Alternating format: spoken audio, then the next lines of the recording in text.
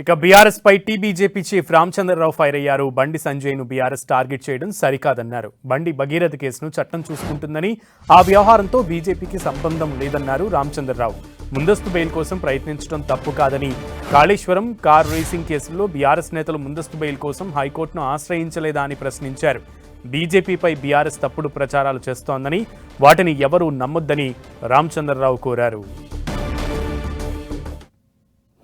BRS పార్టీకు ఏ ఒక కార్యక్రమం లేనట్టు కేవలం భారతీయ జనతా పార్టీలో ఒక మంత్రి కొడుకు అని చెప్పి అది తప్ప వేరే పెట్టుకుని ఎవరైతే కేవలం ఇదే కార్యక్రమం పెట్టుకొని మొత్తం కోట్లాది రూపాయలు పెట్టి పోస్టర్లు అతికించి సోషల్ మీడియా వాడి వారికి ఉన్నటువంటి మీడియాలు కూడా వాడి ఒక వ్యక్తిని ఒక పార్టీని బద్నాం చేసే ప్రయత్నం చేస్తున్నారు ఈ బీఆర్ఎస్ నాయకులు, ముఖ్యంగా కేటీఆర్ గారు.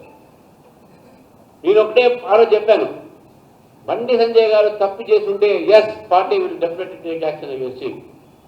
కానీ బండి సంజయ్ గారు తప్పు చేయలే. బండి సంజయ్ గారి ఒక కొడుకు ఇంట్లో కుటుంబ సభ చేసుంటే నేను ఒకటే మాట అంటున్నాను, కుటుంబ సభ చేస్తుంటే ఎస్ అతని మీద చర్య ఉండాల్సిందే. లీగల్గా చట్ట ప్రకారం ఏ కార్యక్రమం అని ఉండాలి. కోట్లాది రూపాయలు మీరు ప్రజాధనం తినేస్తే దాని మీద పీసీ కోసం రిపోర్ట్ ఇస్తే హైకోర్టు మీరు పోలేదా? అంటే మీరు తింటూనే ఉండాలి, మిమ్మల్ని ఆపకూడదని అట్లా కాదు కదా. హైకోర్టు ఎందుకు పోయారు మీరు? అటువంటిప్పుడు ఎవరైనా సరే లీగల్ ఒక స్టెప్ తీసుకుంటారు. అతని కుటుంబంలో ఆయన కొడుకు అడ్వకేట్ పెట్టుకుని తీసుకున్నాడు, మీకే